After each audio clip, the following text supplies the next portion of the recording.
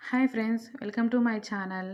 ఇప్పుడున్న చల్లని వాతావరణానికి వేడి వేడిగా ఏదైనా సూప్ తాగాలనిపిస్తే చాలా సింపుల్ మెథడ్‌లో జొన్న పిండితో సూప్ ఎలా తయారు చేసుకోవాలో ఈ వీడియోలో చూద్దాం.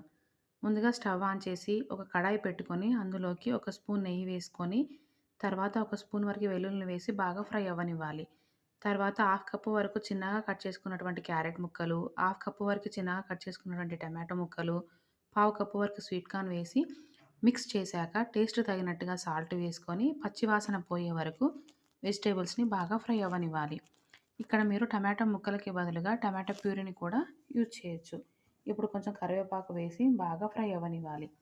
వీడియోలో చూపిస్తున్న విధంగా మధ్య మధ్యలో కలుపుతూ వెజిటేబుల్స్ కుక్ అయ్యే వరకు కలుపుతూ ఉండాలి.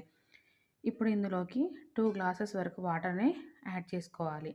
వాటర్ హీట్ అయ్యేలోపు 2 స్పూన్స్ వరకు జొన్న పిండిని తీసుకొని అందులోకి కొంచెం వాటర్ యాడ్ చేసుకొని ఉండలు లేకుండా కలిపి పక్కన పెట్టుకోవాలి. ఇప్పుడు వాటర్ హీట్ అయ్యాక జొన్నపిండి బ్యాటర్‌ని వేసి బాగా కలిపి ఒక స్పూన్ వరకు మిరియాల పొడిని కూడా వేసి బాగా కలిపి ఒక నిమిషం పాటు ఉంచి స్టవ్‌ని ఆఫ్ చేసుకోవాలి. ఈ సూప్ మనకి గొంతు బాలేనప్పుడు, వాతావరణం చల్లగా ఉన్నప్పుడు, ఏమి తినాలని అనిపించినప్పుడు తీసుకుంటే చాలా బావుంటుంది. ఇప్పుడు ఈ సూప్‌ని వేడి వేడిగా సర్వింగ్ బౌల్‌లోకి తీసుకొని సర్వ్ చేసుకుంటే చాలా బావుంటుంది.